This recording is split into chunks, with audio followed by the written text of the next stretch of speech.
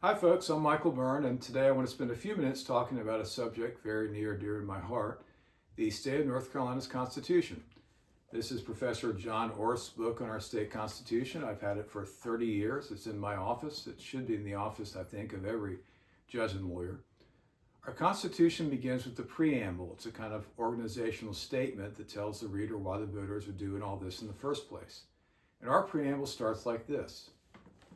We, the people of the state of North Carolina, grateful to Almighty God, the sovereign ruler of nations, for the preservation of the American Union and the existence of our civil, political, and religious police, and acknowledging our dependence upon Him for the continuance of those blessings to us and our posterity. Now, you may think that reference to Almighty God as the sovereign ruler of nations was something written by a man in a powdered wig 250 years ago. That language is from the Constitution of 1971. That means that in my lifetime, the voters of our state chose to begin our foundational document with specific reference to God as the sovereign ruler of nations. Our Constitution is different from the federal Constitution in that in the federal Constitution, have you ever thought what First Amendment, 10th Amendment really mean? That means those rights originally weren't there and they had to add them on later. Our state constitution, by contrast, has your individual rights directly in the front where they belong. They begin with Article 1, Section 1. It has language taken directly from the Declaration of Independence, and it has four rights: life, liberty, the right to the fruits of your own labors, and the pursuit of happiness. That actually gives us more rights than are in the federal Constitution.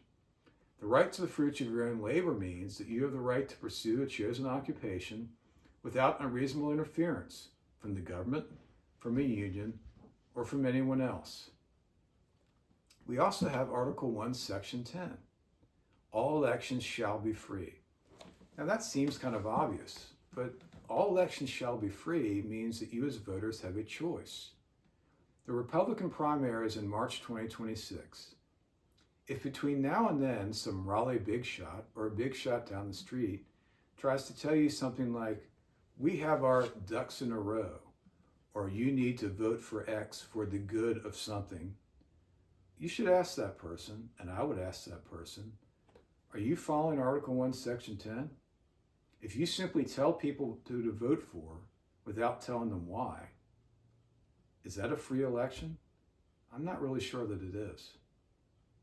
My favorite part of the Constitution is Article 1, Section 35. A frequent recurrence to fundamental principles is absolutely necessary to secure the blessings of liberty. What does that mean? It's an instruction to judges, to our citizens, that when you're looking at the Constitution, you need to remember the reasons it exists. The rights that people fought for, our forefathers, on battlefields like Morris Creek Bridge, Kings Mountain, and Guilford Courthouse. It's also a reminder that everything you need to know is right here in terms of the law. Look to the text, look to the foundational, remember why you're here. And that's my pledge to you. As an administrative law judge, I follow this Constitution. As your judge in the Court of Appeals, I will follow it to protect your rights and the rights of everyone. Thank you and God bless. Until next time. Paid for by elect Michael C. Byrne.